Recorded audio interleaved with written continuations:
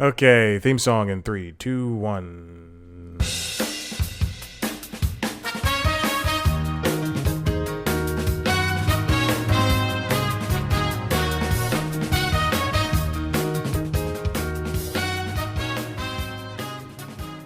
And welcome back to the Constitutionals Podcast. I'm your host, Chad White. If you didn't know, this is the premier podcast for the website, cpluscomedy.com. Like I just said, it's a website. Go there. It's been a long time, been a minute. Meant to do this last week. Could not because work is so tiring.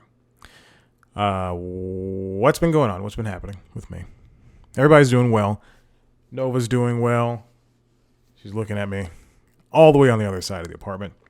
Maverick's doing well. He's right here, the dog. Did I talk about that last time? I don't remember because it's been so long.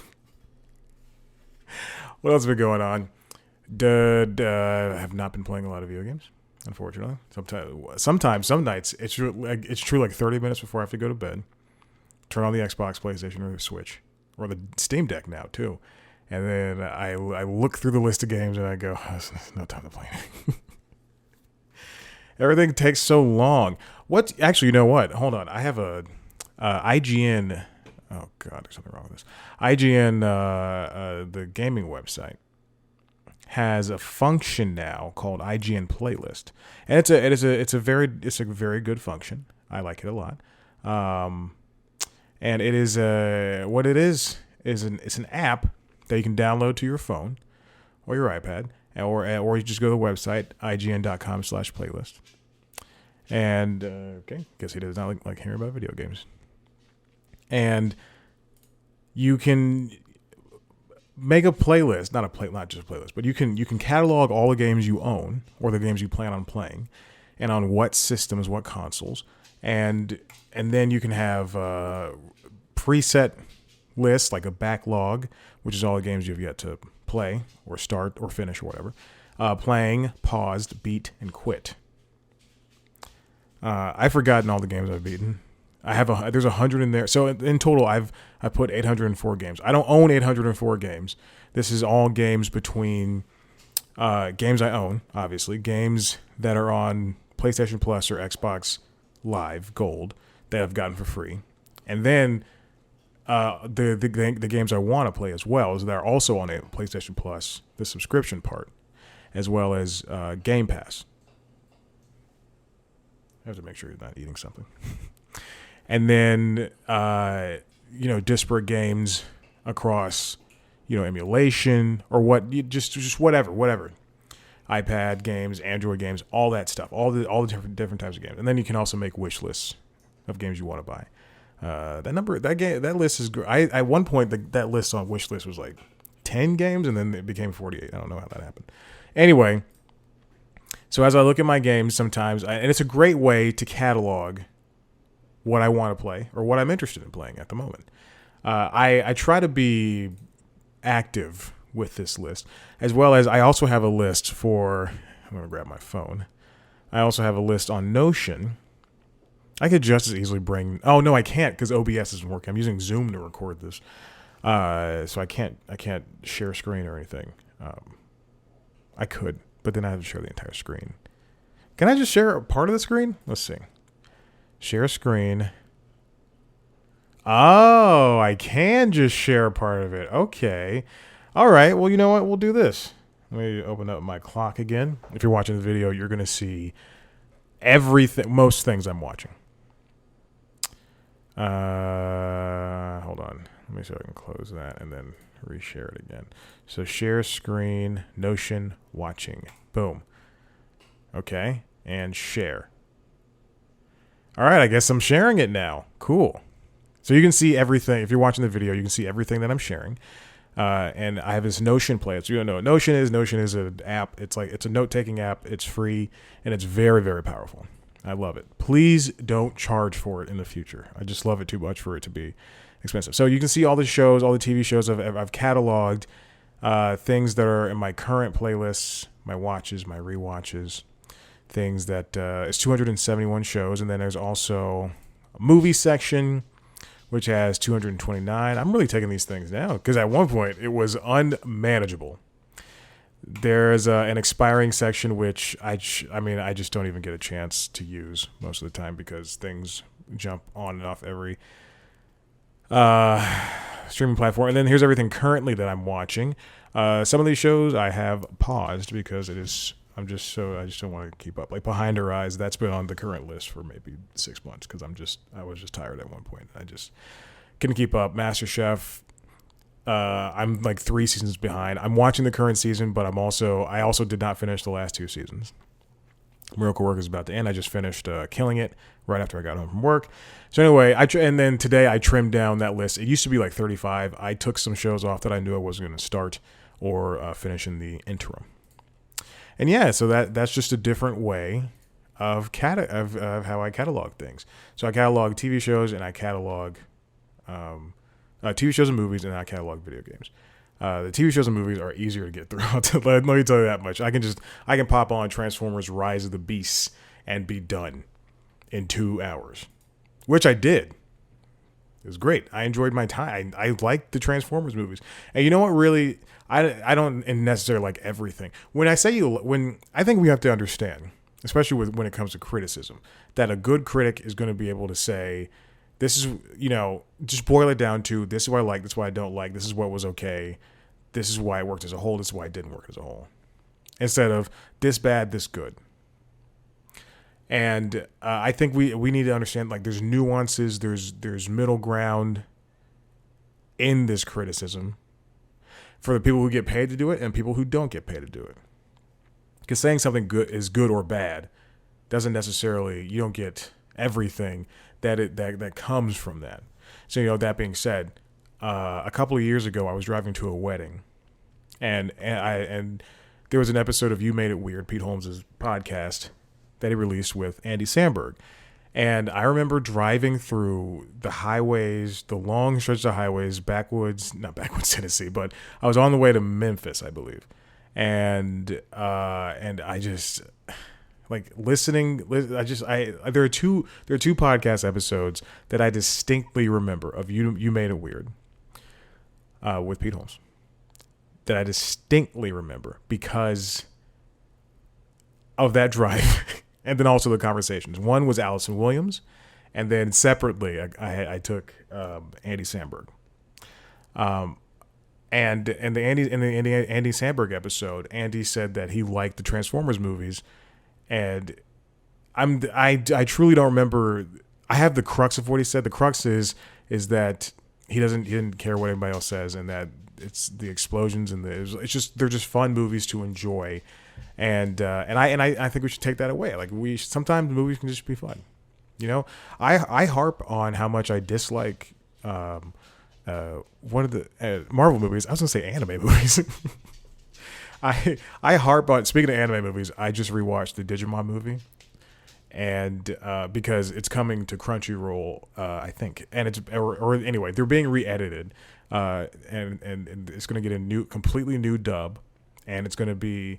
If you've seen the Digimon movie, and I don't think you have, but if you've seen the Digimon movie, it was 3 movies that have been put together because I think Fox saw I saw this on IMDb or Wikipedia, one of those things. Fox saw the success of the Pokemon movie, and they're like, we got to do our own thing. And they're three tangentially connected movies. 2 of them are more or less connected, and then the last one is not.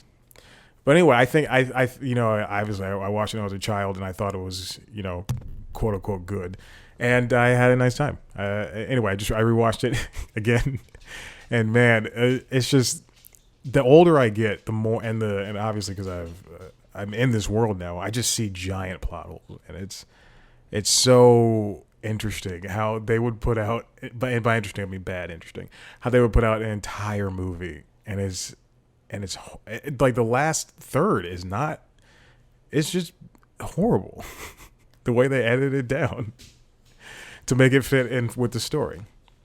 And there's so many music drops, and I'm just not a fan of that. Anyway, there's that. I also just rewatched Pokemon 3, the movie. I have nothing to do. I go to work, I work out, and I hang out with the pets, and that is it. Oh no, I went to the PGA Tour Championship. Oh my God! I went to the PGA Tour Championship. The last, tour tournament of the season, and it happened to be in Atlanta. And I went to the final day, and it was fantastic. And we were out. Me and my friend were out there for 9 hours or something like that. And it was great. We were there from like 12:30 until 7:15. Yeah, okay. So we're out there for 7 hours. But we had a great time. It was hot. It rained, and we got to see Colin Morikawa and Rory McIlroy. If you watch golf, I'm dropping the biggest names. Like we were like feet from them. I said something to Colin, obviously. I said something to everybody. It was cool. It was cool to see people. Xander Schauffele, Scotty Scheffler, names that sound familiar. Victor Hovland, we saw him. We saw the final putt. It was great. I really enjoyed it. This year I've been watching the most golf I've ever watched. Whether I'm here at work, napping, I've just been watching all the golf. I watched all the tournaments I possibly could. And it was just a boon to go see this tournament.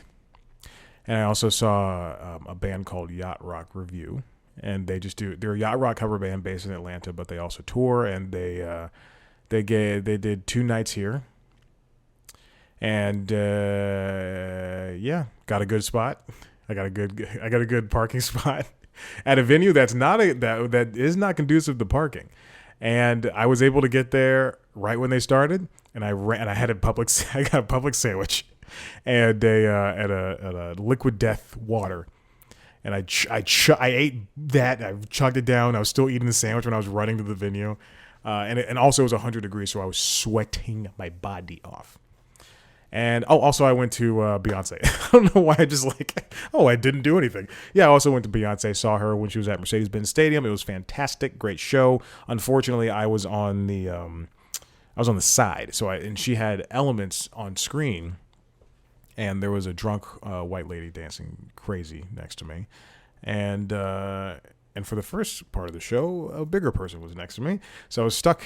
And I couldn't move, and I was just kind of standing there. But I enjoyed the show. I had a nice time. I remembered my earplugs. I forgot my face mask, and I would have worn my face mask had I remembered it. I remember because I rode my bike there, which is good. I mean, I enjoy. I loved riding my bike there. Also, I snuck in my fanny pack, my crossbody bag / fanny pack, and I stuffed it in my pants, my shorts. And then it had it had my rechargeable battery, it had like my wallet, gum, all that, like just a bunch of crap. So I stuck it in my pants and like tightened up the drawstring on my shorts, and like I waddled in. My shirt wasn't big enough to cover it. I was like waddled in. Then the metal detector kept going off, and I was just like, oh my God. And the lady goes, do you have anything metal on you? And I pull out, and thank goodness I rode my bike there, because I pulled out my bike pump, my handheld bike pump. If you have a bike, always gonna have a spare bike pump that you can carry with you. And I go, oh, it's my bike pump. And she goes, why do you have this? I go, because I rode my bike. She goes, but why is it here? I go, because I can't leave it with my bike. It won't fit. I don't have a saddlebag for it. She's like, oh, but why did you bring it? Because I need just in case. And then she sends me through the metal detector again. It doesn't go off. And I go, all right, I get my bike pump. And then I walk through this door, and then I have to find somewhere to like dig in my pants. I could easily go to the bathroom, but I did not. I was just walking. And I was like, all right, let me go to the corner here. And I just, no. I went to my seat. And it was dark enough to where when Beyonce came out, because I was at my seat for like 10 minutes, and I just kind of sat there like on my thing, like just sitting up. And then when Beyonce came out, everybody stood up, and I just dug in my pants, and I was like, all right, here we go, and I tightened my pants back up, and it was great. My shorts back up, it was great. It's fantastic. What else did I do? Is that it? I think that's it. Okay. IGN playlists, Notion, all this crap. All right, let's get in with some stories. Netflix Game streaming is a reality. This comes from The Verge. Oh my God. You know what I just realized? I forgot to... I will do that at the end. I'll do that at the end. I hope you enjoyed that interview that came at the top of this episode. I forgot to... This is the reason why I sat down at 4 o'clock on a Monday to do this. This comes from Jay Peters. Netflix finally streamed video games too. So Netflix is now jumping in the cloud gaming fray.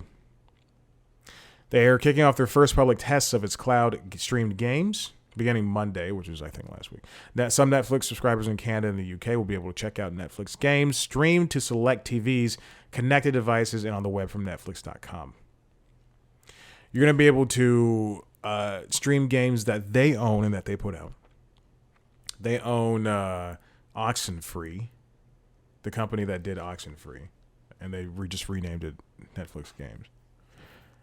So the first Oxenfree is about these teens. They go to some island, and there's ghosts on a radio, and there's like teen drama or something like that. It's a game I own on Switch. Bought it on Switch initially. Got it on PC at some point. It is on Android. And I think I have it on iOS. But I've only bought it once. I meant to play it on Switch. And I started on Switch. And I just never finished it. And I should. And I just don't care enough to.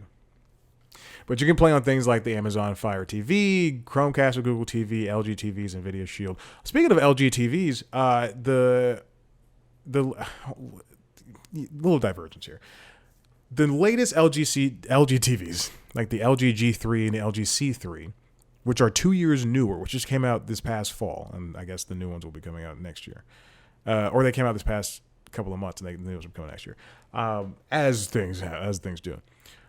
But and like newer Sony TVs and newer Samsung TVs, they all come with now. They've all partnered up with Nvidia's streaming, and then now some of them, I believe Samsung TVs and LG TVs now can download Xbox Game Pass. So you have all these smart TVs that have now cloud gaming. Last week, I'm going through. I just got a new sound bar. It's not new. It was used. It's been $100, but this guy was selling it. I wanted to get it, and I just wanted to up my sound.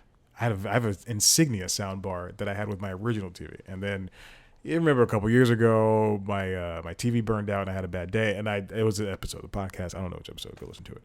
The same time Luca came out, so around that same time. So go listen to that episode. But anyway, I have this new soundbar, and I new soundbar, and I plugged it in, and then I'm going through all the settings, trying to calibrate it to. He's already ripped another toy. He's gone through so many toys to calibrate and everything, and to get the sound settings dialed in. And I go to the App Store for some reason on the LG TV, and I see the Nvidia GeForce Now is their streaming app, and it's available on my television. In fact, it was already on the home screen. And I went, "What? They put it on there?" But now I can game stream that if I wanted to. I'm not going to. Anyway. Netflix is testing this out. I don't know why they don't test in the United States. Maybe it's because they screw over the Canada people a lot of times when it comes to their catalog and it comes to their rights for watching things. But there's companies are obviously interested in these game streaming abilities. I mean, we've seen it. Amazon has Luna and Google tried Stadia, but where Google gave up, Amazon's still pushing on with Luna because they do have stake. They own Twitch, and they also have Amazon Prime Gaming, where they give away games on a monthly basis. So it is in the best interest of Netflix to get into the gaming sector while they have a very firm grasp on television and film. I don't know where this will take them, and maybe before the end of the year, I think we'll see, the ability to game stream on your phone, just like you stream a TV show. You're sitting at lunch for work, I guess, and you watch a TV show. Then you're going to be able to play Oxenfree and Oxenfree 2 at some point on your phone. I think that's the future that they're aiming for.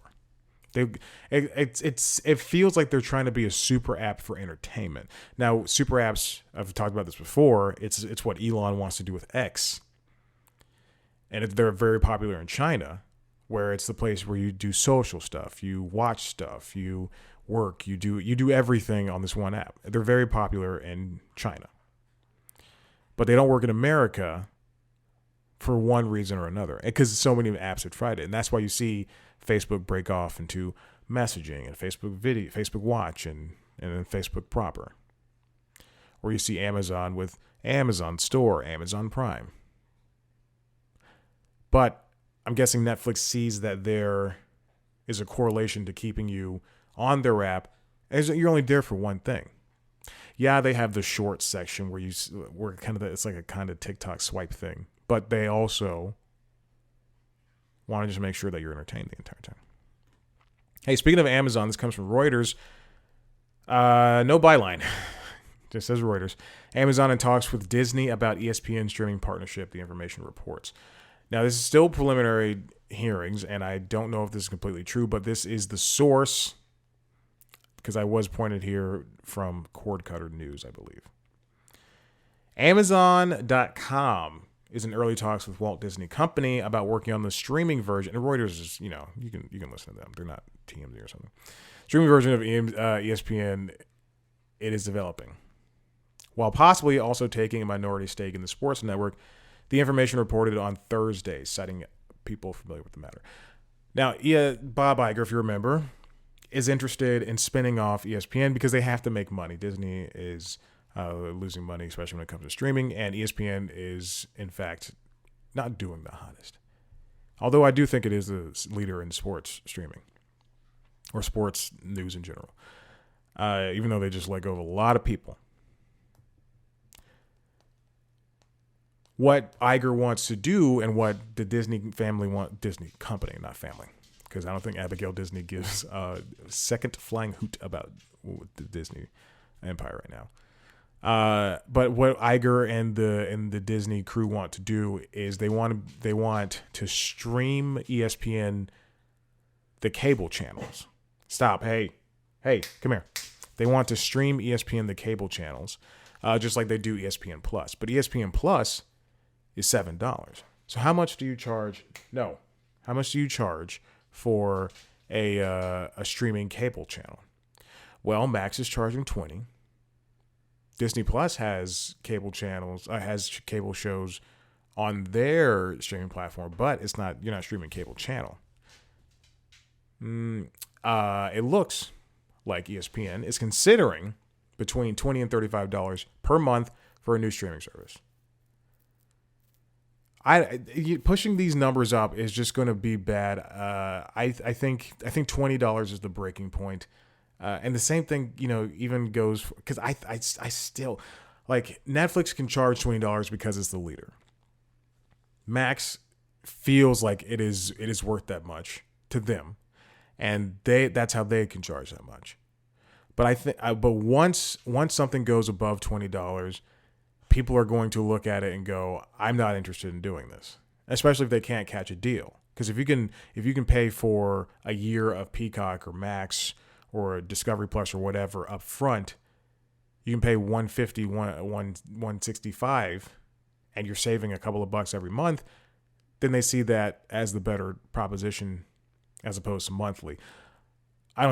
For now, I don't think Disney Plus or Hulu has a yearly fee that will save you money, or ESPN Plus for that matter. But at some point,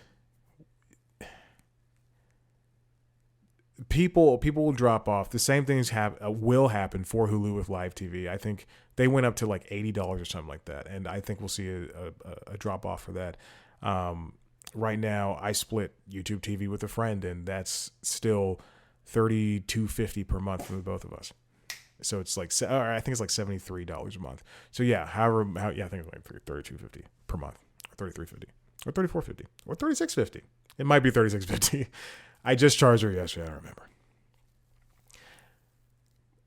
It's still too expensive, and and now going outside of the Disney Corporation for that, leading them to a different thing that risks them audiences not going back to Hulu, where I watch most of the golf and now tennis, and hockey sometimes, where like it's that's going to take people away from your platform.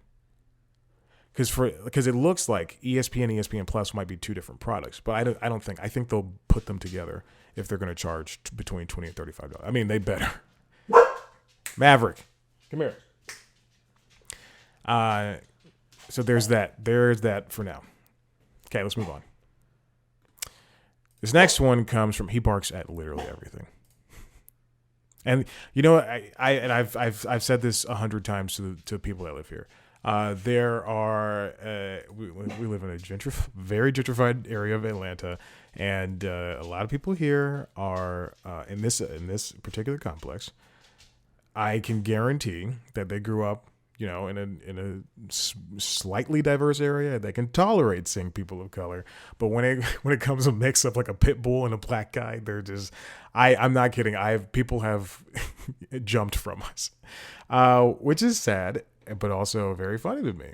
And I'm saying that doesn't happen a lot, but there's still a lot of great people here, a lot of nice people, a lot of tolerant people, and people who understand that Maverick is a puppy and he's just going to be doing puppy things. And so there's like two types of people. There's people with golden retrievers and they're dating people that look like they could be their brother or sister. And they are so afraid of seeing me with Maverick. And there's other people who know dogs, love dogs. They've got a mutt. They've got, some type of purebred thing that they love, but they know it's a dog too. And they enjoy seeing Maverick, and, Maverick sniffs at them and they're like, hey man, chill. I love it. Anyway, race is going to race. Okay, so this next one comes from Ubisoft.com. This is written by Daniel O'Connor. Activision Blizzard games coming to Ubisoft Plus. I believe this is an effort to appease the FTC, Federal Trade Commission, FCC's communications, Federal Communications Commission. So in an effort to appease the FTC, Microsoft is currently trying to buy out Activision Blizzard. That'll make them a monopoly. Who cares? Disney bought Fox, laid off 9,000 people. Discovery bought Warner Bros., laid off, including me, thousands of people. Does not matter. Does not matter. Don't act like you're high and mighty above everything, FTC, when things like this happen. In the UK, the Activision Blizzard and Microsoft deal came to a halt because there had to be some concessions made. Activision Blizzard is the publisher of big games, World of Warcraft, Hearthstone. I couldn't think of one. Overwatch. They also make Call of Duty, which is the biggest video game franchise in the world. Should be Pokemon, but whatever. Not there. Now, this came out of nowhere, to me at least, and it feels as though that FTC said, hey, you can't take if you buy Activision Blizzard and you put all of the games on Game Pass Ultimate and you don't let PlayStation have anything, then that's not going to be fair. So now Activision Blizzard games are going to go on Ubisoft Plus, which is an agnostic game subscription platform. Just like Game Pass Ultimate, just like PlayStation Plus, it is something you can subscribe to and pay an absurd amount of money. I think $17.99 in order to play on PC, Xbox, and PlayStation at once. Or you can pay $10 a month and just play on whatever system, console, PC, whatever thing you want. That one thing. And you can play games. You can play all the Assassin's Creed games. You can play all the Far Cry games. Don't know why you want the Crew games. Don't know why you want to play all those games because they're all the same thing. But it appears as though that the Activision Blizzard games, again, Overwatch, Call of Duty, Hearthstone, all that crap, will go to Ubisoft Plus, which you'll be able to subscribe to on your PC, play on your PlayStation, play on your Xbox. I think that's a good middle ground. That's a good way for them to bypass all those laws that I guess that they were fighting against. Kudos to them. Pretty smart. And there's nothing more to say about that. I just want this deal to be done. And if they have to break up assets, do it. So I'm going to stop hearing about it. Next thing comes from Cord Cutter News. Luke Boma. Google has been sued over YouTube TV and YouTube's NFL Sunday Ticket package. If you didn't know, NFL Sunday Ticket was bought out by Google. They are spending a ton of money to make a ton of money. I think billions. There's been a years-long battle over NFL Sunday Ticket with lawsuits filed against the league and DirecTV. In February, it became a class action that could see the NFL pay $6 billion in damages over the way it handles distribution of out-of-market games through that service. Essentially, I believe some games were blacked out. Now Google's being pulled into the lawsuit. Leads me back to Reuters, baby. The lawsuit claims that NFL's Sunday Ticket bundle is preventing individual teams from striking their own broadcast agreements, forcing fans and businesses like sports bars to pay for the entire package to watch one out-of-state game. So imagine being a Steelers bar, which there are a lot of down here in Atlanta, a lot of Steelers fans. But imagine being a Steelers bar and having to pay, $500 in order to watch 12 games with your team. I mean, if I was a Steelers bar and I had 20 TVs on that's too many TVs, and I had 10 TVs on in my restaurant, my bar, then I would turn at least 3 of those TVs to different games, at least get the most of it. Yeah, he looked over at me. He knows I'm recording. Lawsuit. There are 2.4 million people in the residential class action suit and 48,000 in the commercial class. If they win, NFL and DirecTV could be forced to refund money to past NFL ticket subscribers. I believe for the NBA subscription, you can subscribe to individual teams. It might be for NBA or for MLB, but teams should be able to, if they want to. If you want to just subscribe to Atlanta Falcons and Dallas Cowboys, which are the 2 teams I watch, then you should be able to do that. And this is tough that this is kind of gate-kept behind all of these different, or rather just one different avenue. The lawsuit's gonna, it's gonna happen. I mean, it's gonna be found out. What? It's gonna be solved. I don't know. Whatever. Who cares? All right, this is the last thing. I'm done. Cord Cutter News, written by Roger Chang. Cox launches free hyperlocal streaming network, Neighborhood TV. Cox Media Group, which is a local broadcast company. Now local news. So broadcast news covers the world, covers everything around you. Covers the world. Local news covers everything around you. Your affiliates, your WXIAs, your WSBs. Now Cox Media Group thinks that there is something in hyperlocal TV news. Specifically, you have your local newspaper, you have the Patch. What if that was a show? The network will publicly launch tomorrow.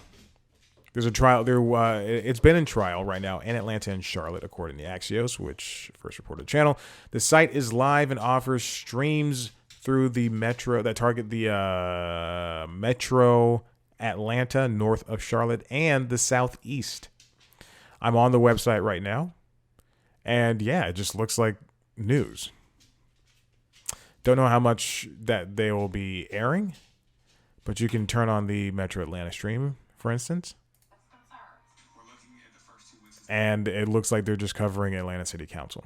You can also look at videos on the Man where they talk about local neighborhoods like Johns Creek and Pet of the Week stuff. More Johns Creek stuff. City of Milton creating green print. All right, look at that. Look at that. This is don't go on their desk. Hey, come here. So it looks like they have all their ducks in a row. Neighborhood TV. I don't know how long this would last. I don't know how much their effort they're really putting into this. But it's a functional website. That's all I can tell you. And they do have a schedule. They have things that are actually coming up. Live music, concerts. But I wonder truly how much programming can be done. They give you the weather and they give you the traffic home. I think it's a good idea. Let's see it. Let's see it explained further. I'm looking at their Instagram page and it is very tricky. Hey, listen, if you like what you heard here, head to the website cpluscom.com where we've got interviews.